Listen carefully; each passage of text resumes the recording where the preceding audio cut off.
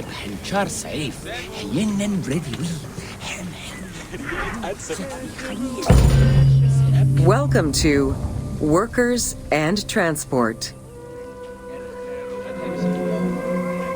Whether workers were employed for the pyramid construction or at the quarries, the government supplied food and housing. Workers for the pyramids and royal necropolises were housed in more permanent villages, such as the famous Deir el-Medina. Quarry workers had more temporary lodgings. All skill levels were needed and utilized, from basic work hands to prepare the gypsum, to brickmakers and sand carriers, to skilled stonemasons to shape the blocks.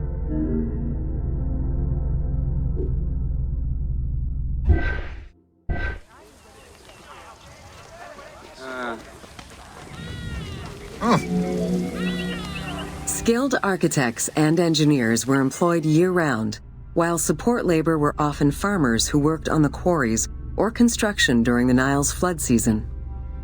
The basic laborers were hard-working and versatile. Many may have been farmers who joined the construction during the off-season. Hieroglyphs found in the work villages listed assigned job titles.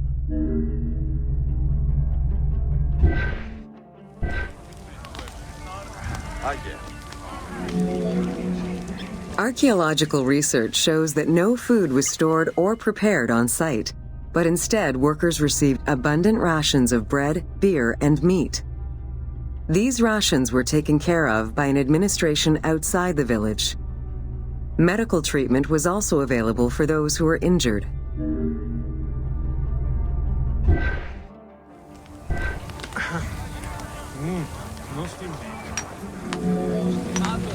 While some quarries were close to the Nile, others were located across the desert and required long expeditions. These expeditions were sanctioned by the state. They involved complex logistics and required many participants. Transporting a block by land meant that workers had to overcome the weight and friction of the load. To solve this, they first dug a track in the ground. This path was sometimes reinforced with rails upon which a sled, used to ferry the blocks, would be pulled.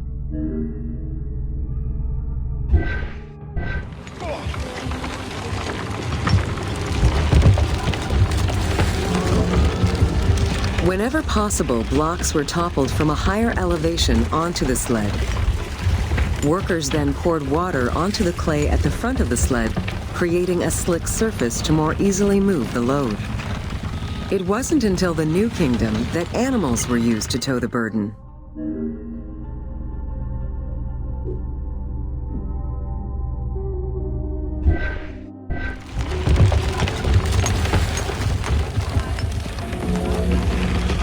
During flood season, the Nile was at its largest and deepest, which allowed the transportation of the heaviest and biggest loads. Quarries close to the river had troughs dug out to deliver the stones to the shoreline.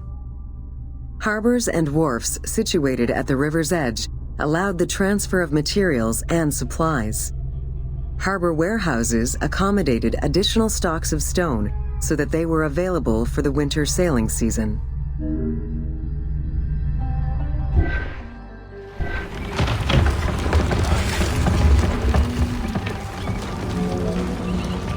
The Uwadi el-Jarf papyri detail a limestone load intended for the Khufu pyramid that weighed in at 70 to 80 tons, or 30 blocks. One papyrus is a fragment from a foreman's notes taken while working on the Great Pyramid. It details the transportation of limestone blocks from the Tura quarries to the construction site of the pyramid. The other papyri are shipping logs containing archives of the sailors assigned to sail the Red Sea and the Nile.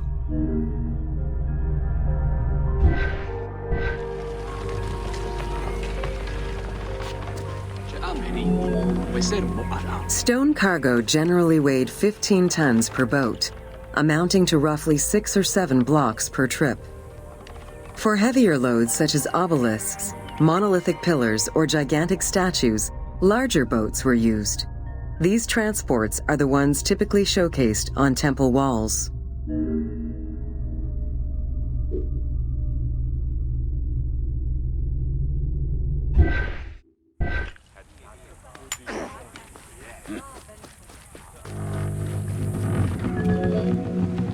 River transportation was the most efficient way to ferry stone blocks between the quarry and the construction site.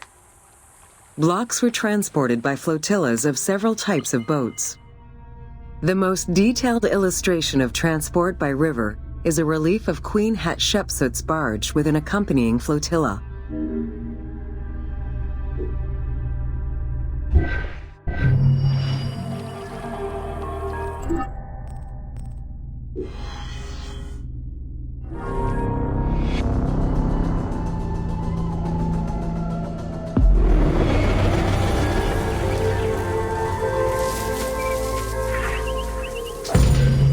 Welcome to Agriculture and Seasons.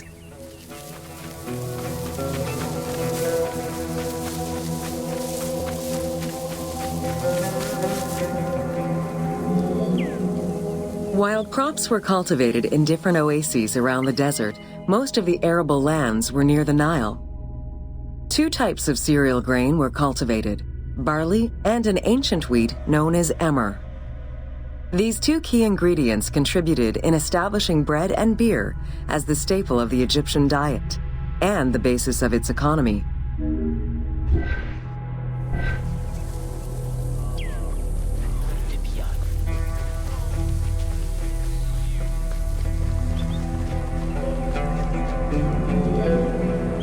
The Ptolemaic era created an agricultural revolution with the introduction of advanced agricultural techniques and new grain types such as rice, durum wheat, and pearl millet.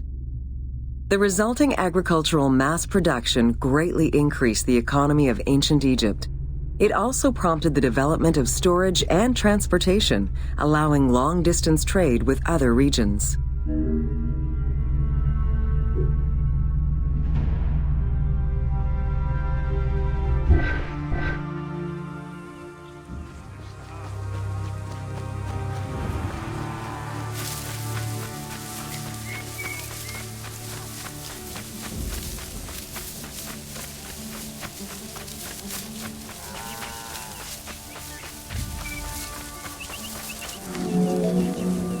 Both bread and beer rations were part of a system of barter payment. The state used those goods to pay wages for those who worked in the quarries and at the construction sites. Beer was so important to ancient Egyptians, they had a goddess of beer brewing, Tenenet. Tenenet is seen in many paintings and sculptures with beer, and women are depicted as the primary beer makers.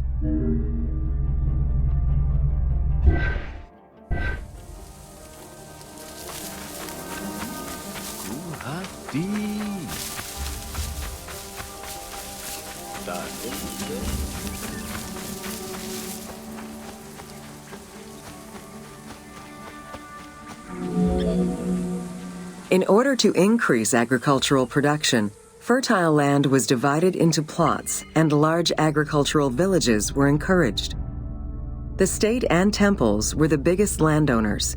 Depending on the region, fertile land was managed by civil servants or rented to individuals.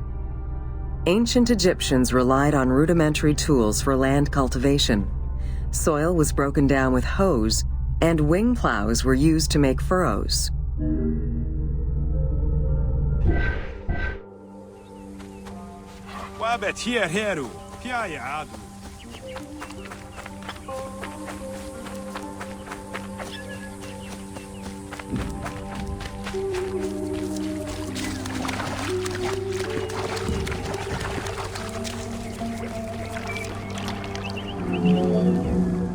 The three seasons known as Akhet, Peret, and Shemu corresponded to a specific phase of the agricultural process and the river's natural changes.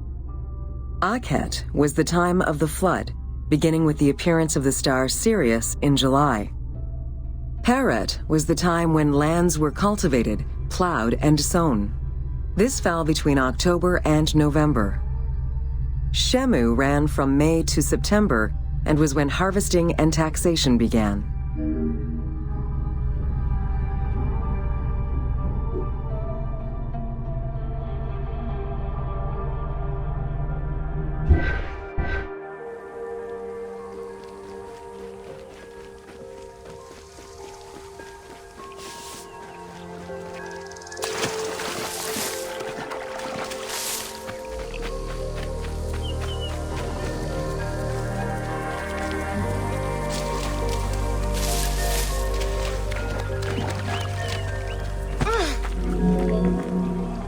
The pharaoh's duty was to uphold order against chaos and provide for his people. Priests and local governors also wanted to appear as protectors of the people. However, any variation in the Nile's seasons could cause water shortages. This had devastating consequences on wheat and barley crops. The pharaoh, administrators, and priests knew they needed to demonstrate their ability to prevent such a catastrophe from happening. And so they invented the story, which would be inscribed upon the famine stela.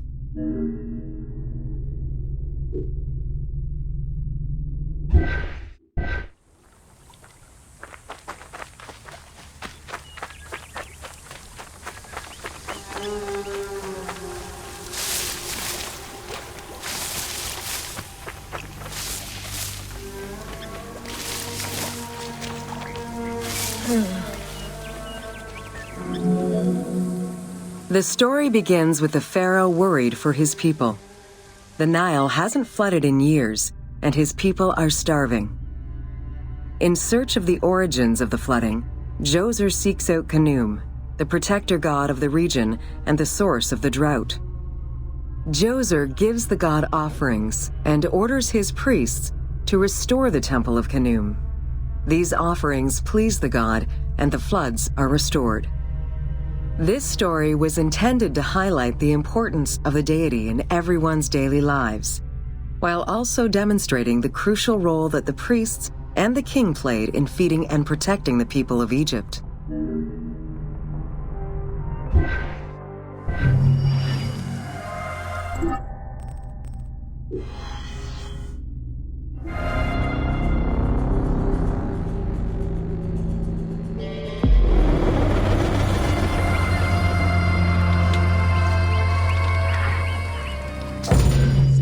Welcome to Ancient Egyptian Cultivation.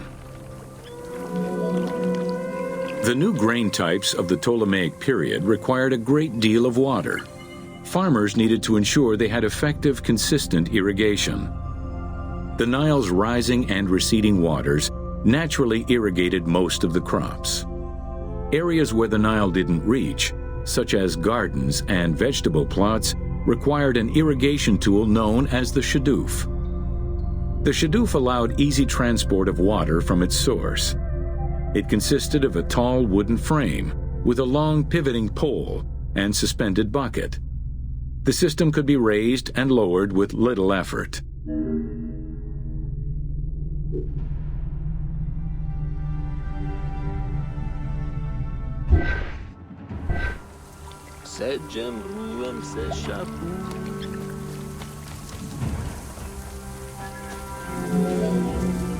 Later, a sakya, or water wheel, was invented. The sakya needed animals to turn the wheel, which rotated buckets through the water. It drew the water to an elevation of 3.5 meters and enabled a great deal of control over the irrigation process. This improvement supplied larger areas and thus resulted in larger harvests.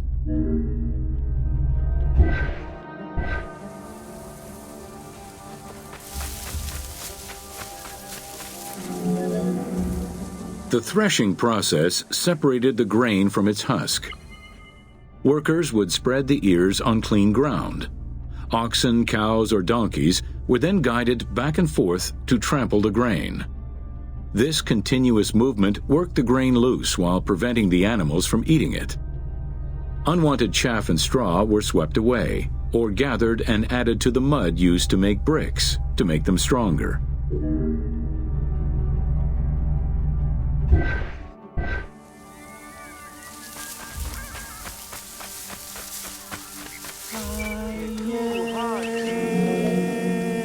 Winnowing was the stage where workers used wooden scoops to throw ears in the air. The wind carried off the chaff, leaving the heavier seeds to fall to the ground. This action was repeated until the undesired materials were sifted out. Grain waste was mixed with manure or other organic substances to produce brick-shaped dung loaves that could be easily burned. A standardized brick size enabled Egyptians to mass-produce this byproduct and use it as a commodity.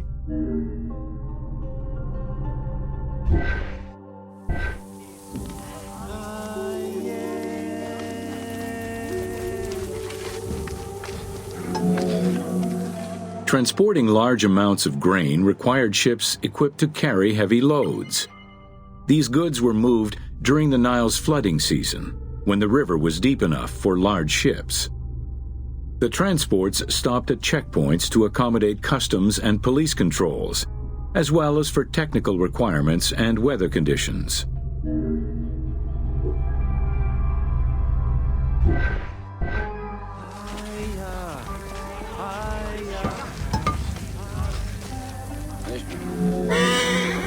Having reached Alexandria's inner harbor, the wheat was unloaded under the supervision of a civil servant in charge of wheat management. Portions were distributed to Alexandria's city market, and the remaining stockpile was either exported or stored in warehouses.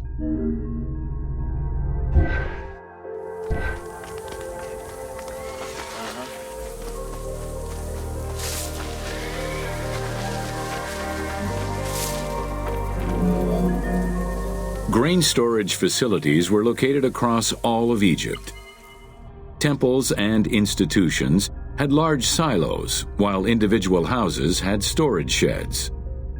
In some houses, arched cellars were built into the foundations. These watertight chambers were accessible from the ground floor through a trapdoor. Royal granaries acted as the storehouse and distribution centers, and managed state payments to civil servants, soldiers, and the police. Though plastered on the inside, silos weren't completely sealed, and so remained susceptible to mice infestations.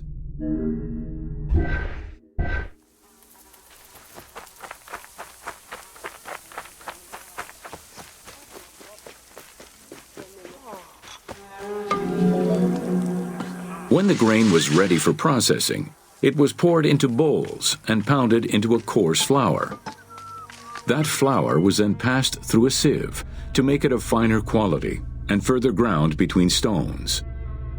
Ancient Egyptians did not stock flour.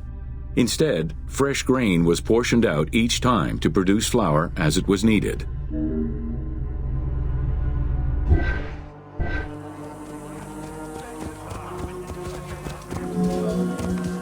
The sieves used by ancient Egyptians were unable to filter out sand and stones. Grit often passed into the flour, causing long-term tooth abrasions among all classes of Egyptians.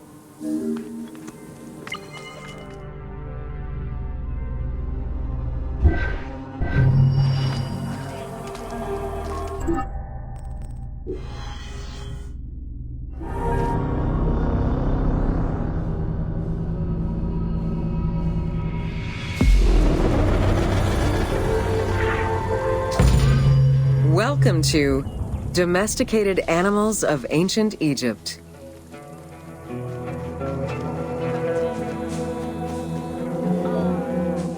Agriculture and domesticated livestock were introduced 6,000 years ago. Archaeologists have found traces of cattle, donkeys, pigs, and dogs. Dromedary are thought to have been introduced during the Persian invasion.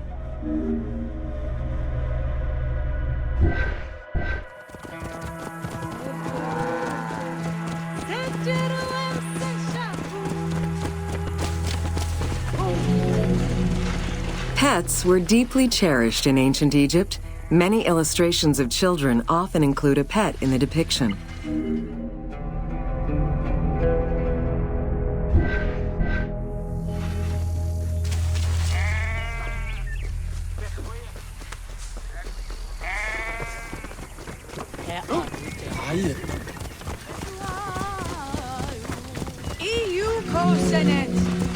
One of ancient Egypt's most iconic animals, the cat, wasn't adopted into their daily life until the Middle Kingdom.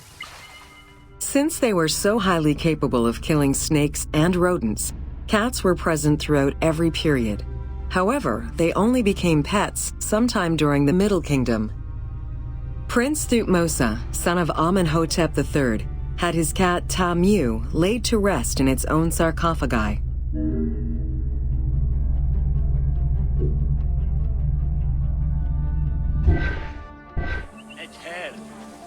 يناج هري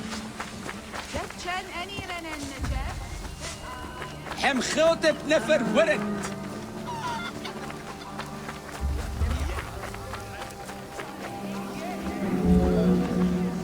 The earliest reference to dogs dates back to 5000 BCE. They were popular pets as they helped hunters and protected herds. They were closely linked to Anubis, the jackal-headed god. Baboons, monkeys, and even falcons were tamed as pets. Each was mummified and buried with as much ceremony as any family member.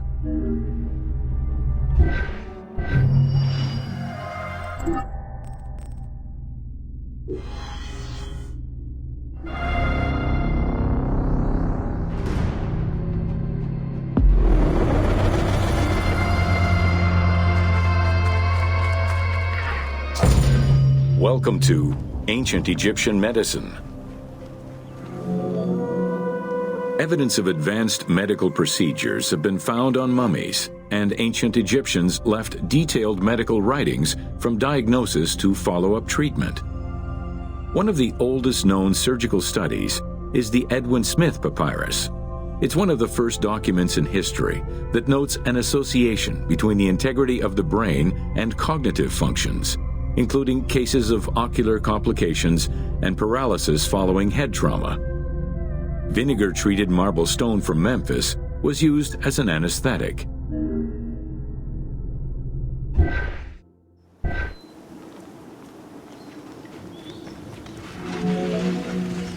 Another similar document, the Ebers Medical Papyrus, is over 20 meters long and 30 centimeters wide. It details treatments of 48 surgical cases and contains 877 paragraphs describing various diseases. Alongside accurate and factual scientific approaches, the papyrus has more than 700 magic formulas and incantations to ward off demons and disease. This demonstrates how ancient Egyptians believed in a harmonious balance between religion and science.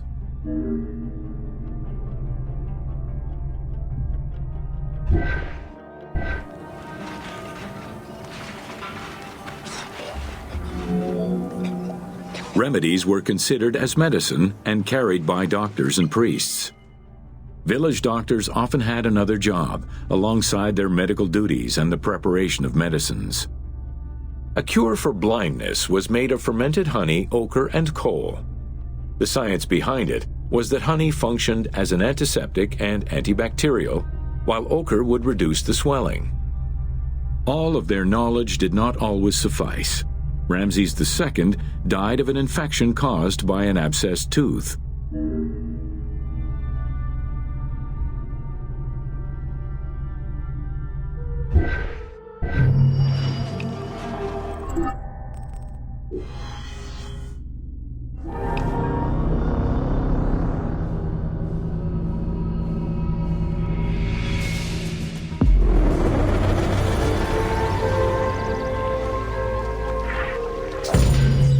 Welcome to Leather and Linen in Ancient Egypt. Tanning, a process which dates from prehistoric times, was present although not highly valued in Egypt due to the heat. Leather was reserved mainly for things such as sandals, leather bags, dagger sheaths, quivers, and other similar items. Leopard hides, unlike regular leather, were highly valued and usually worn by priests.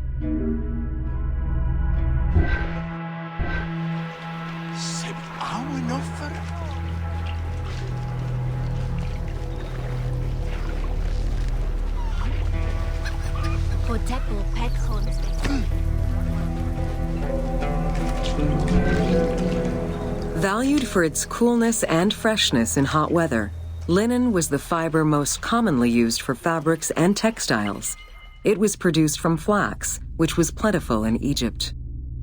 Fibers were usually dyed before weaving. While color was used in the production of textiles, dyes weren't commonly used for clothing, and most Egyptians wore white. The color represented spiritual purity, a goal to reach for every day of one's mortal life.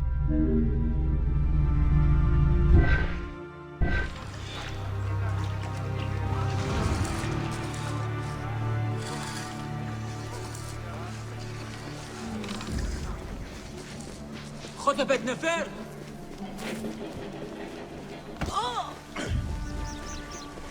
خطب نفر ولد Various shades were achieved using woad, a dye produced from the leaves of Isotis tinctoria. The plant was cultivated for this purpose within the Nile Delta and allowed for the creation of various colors. For example, different maceration times of the leaves would result in colors ranging from red to green, while adding in limestone shifted it to blue. During the Greco-Roman period, other ingredients were found, resulting in a wider range of colors.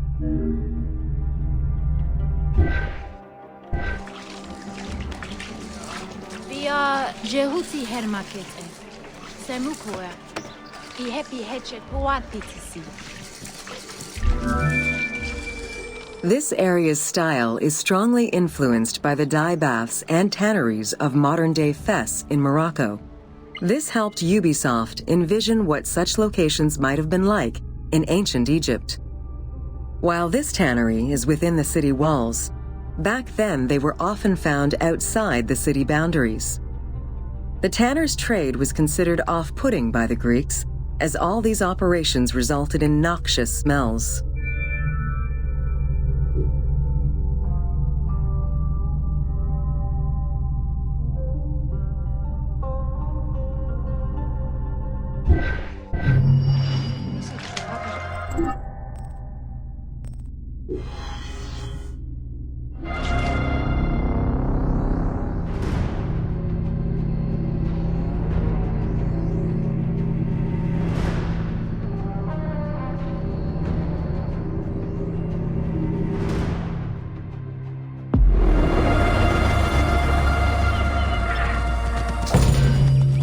Welcome to Ancient Egyptian Fashions.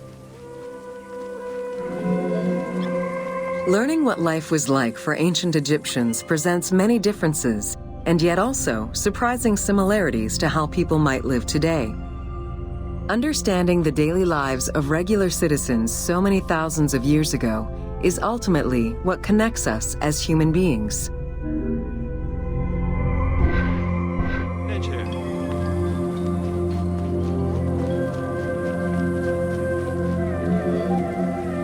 Jewelry was a popular item among ancient Egyptians of all social standing.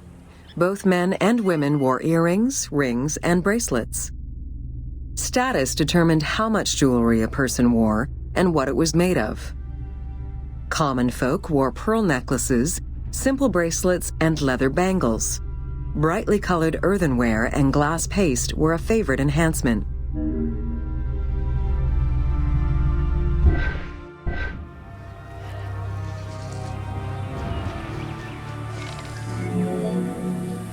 The jewelry of the elite was made from gold, silver, and other precious stones. Because gold never lost its shine, it was considered akin to the flesh of the gods. Wide jeweled collars were a favorite. Made with rows of beads formed into patterns of animals or flowers, the soft chiming sounds they made were thought to appease the gods.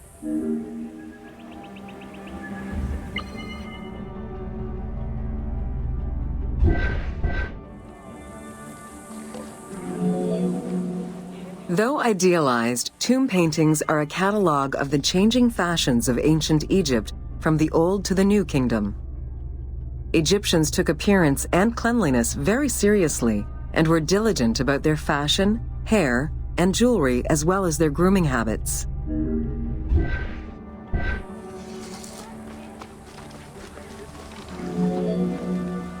The fabric of ancient Egyptian clothing was almost entirely made from various grades of linen. Linen was commonly white, draped over the body, and cinched at the waist, though some garments were sewn or tailored. Wealthy men wore long tunics, loincloths, or kilts, while poor men only wore loincloths. Women wore long dresses, with differences residing in the quality of the fabric, depending on social status. Egyptians commonly went barefoot, but could also wear sandals made from papyrus fiber or leather.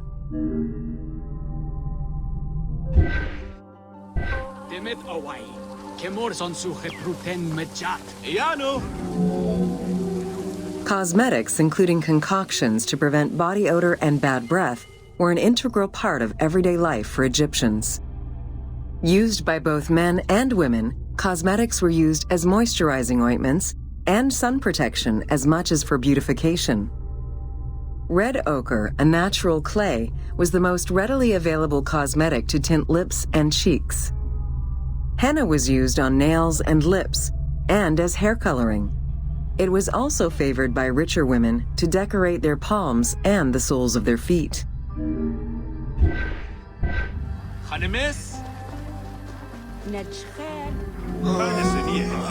Egyptians believed kohl had magical powers, wearing it as black eyeliner to protect their eyes from the sun and to prevent eye infections from particles in the flooded Nile River. A special green kohl, made from ground malachite, was worn for ceremonies and religious rituals.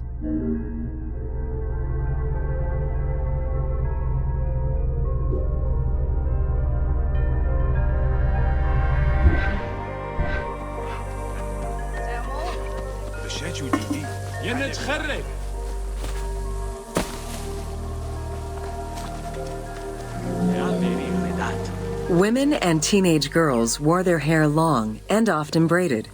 Wealthier women included carved combs or hairpins. The length of men's hair rarely dropped past the shoulders. They were mostly clean-shaven during the dynastic period, a trend began by the elite and soon adopted by the general populace. Queen Hatshepsut donned an artificial beard when she became pharaoh.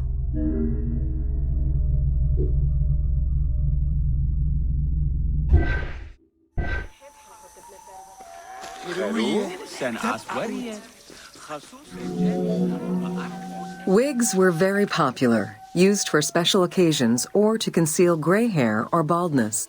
They were fastened in place with beeswax. The most expensive wigs were made from human hair and reserved for royalty. Other wigs were composed of linen, wool, or animal hair.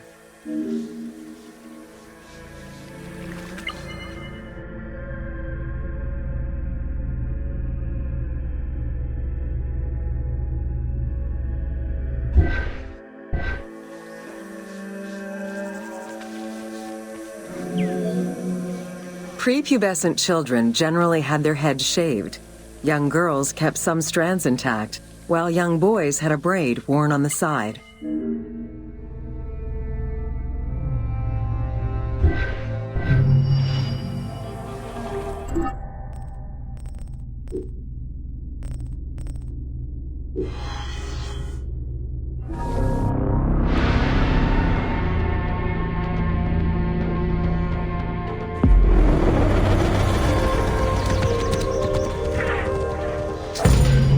Welcome to Artisans of... It was under the watchful eye of Ptah of Memphis, the god of craft and architecture, that ancient Egyptians developed the unique rendition of the world they lived in. However, it is vital to understand that their view of art, and those who created it, was likely very dissimilar to the modern concept of the word. Instead of artists, the creative culture had skilled and respected artisans. The most significant categories of specialties for crafters were drawing, painting, sculpture, and metalworking.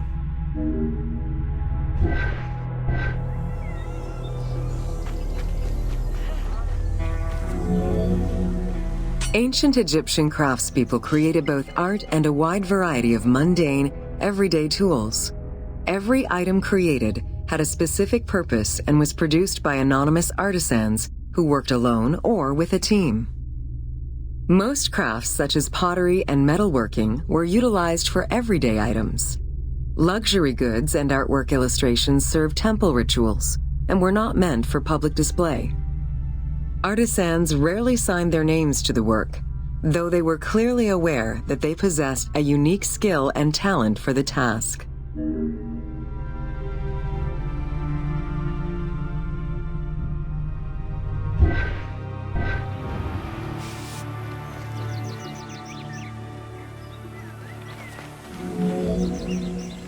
Art, in all its forms, has offered not only a practical insight into the way ancient Egyptians lived, but in how they viewed the world and their place in it.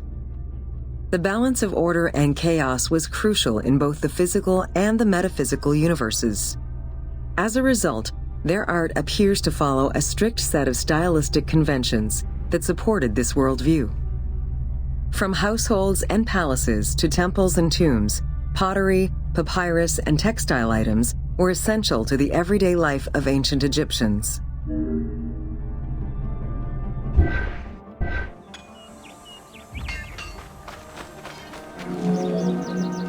In ancient Egyptian culture, drawing was used as illustration, such as seen in the Book of the Dead.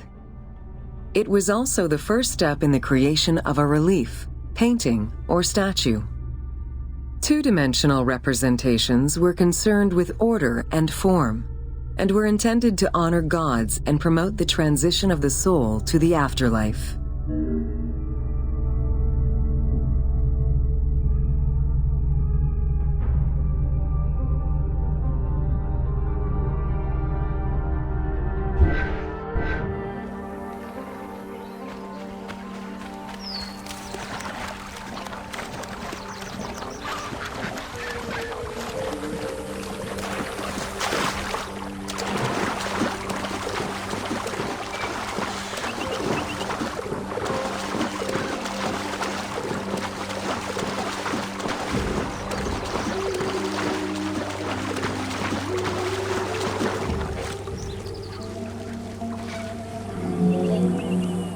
Stylistically, Egyptians were concerned with the depiction of the human form's inner self.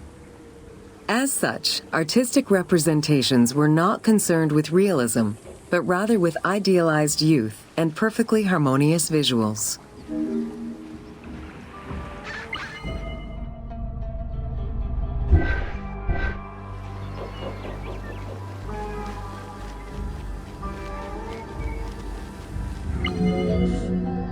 An exception to this were scenes depicting hunting and battle, where the environment and enemies moved in lively, even chaotic ways. Animals and foes were depicted piled up, as if describing chaos, with Egyptians standing in solemn, disciplined poses, bringing order to the scene.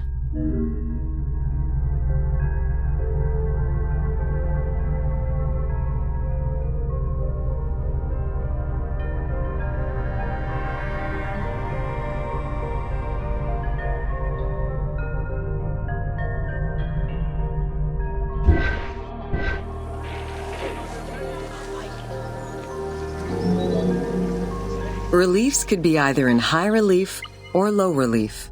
Either method required a surface suited to the desired technique. Preparation of the surfaces differed depending on the quality of the rock. A quarried block only needed a simple smoothing. Rough-cut rock monuments, such as those found in tombs, required more work. Often the surface was coated in plaster before being sculpted.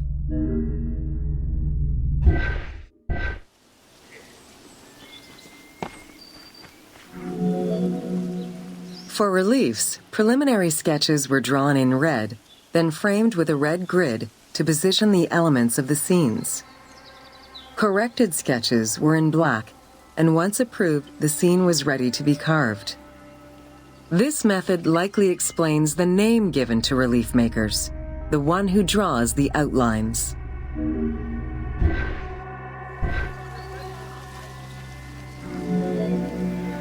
Statues were believed to be vessels for the souls of the deceased, or deities. That is why a sculptor was called the one who makes it live. This divine duty earned them the utmost respect. As with a relief, creation of a sculpture began with a drawing. Most statues were made of quarried blocks of stone, primarily limestone, though sometimes harder stones such as quartzite were also used.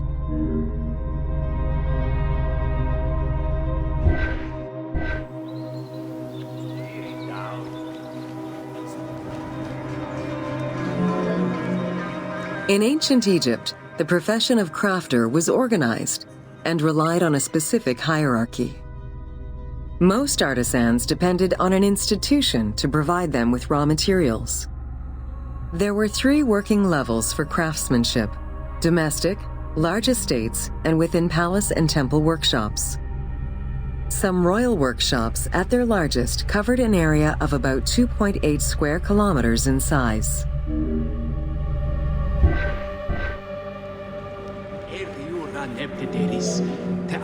At the domestic level, most Egyptians were craftspeople to a greater or lesser extent. The ability to repair tools was a daily necessity. Crafted everyday items could also be bartered for at the local market. Artisans with skills but lacking in resources worked at large estates, where the elite provided them with space to work and raw materials. The most skilled artisans were employed in royal or temple projects and benefited from a special status. They were provided with good workspaces and considered to be highly skilled.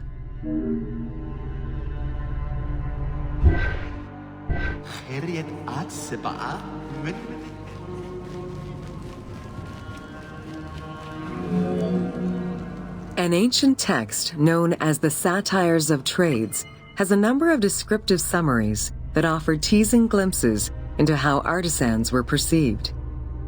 A coppersmith was said to stink and have fingers that resembled crocodile droppings, while potters were said to be like those who lived in bogs. This view was likely exaggerated in order to highlight the most enviable position of all, that of the scribe.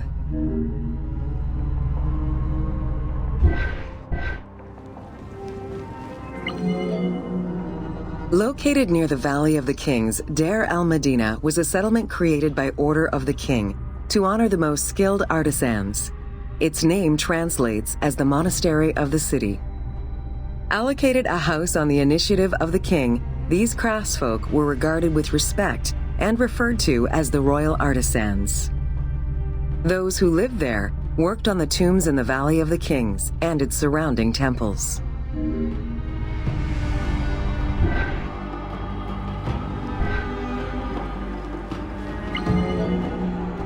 Archaeologists believe the site was home to skilled and respected artisans for over 400 years. It is considered one of the most important discoveries relating to Egyptian daily life. While much of the focus of Egyptian archaeology was on its kings and queens, it wasn't until the excavation of Deir al-Medina that Egyptologists were given a valuable window into the community life of ancient Egyptian artisans.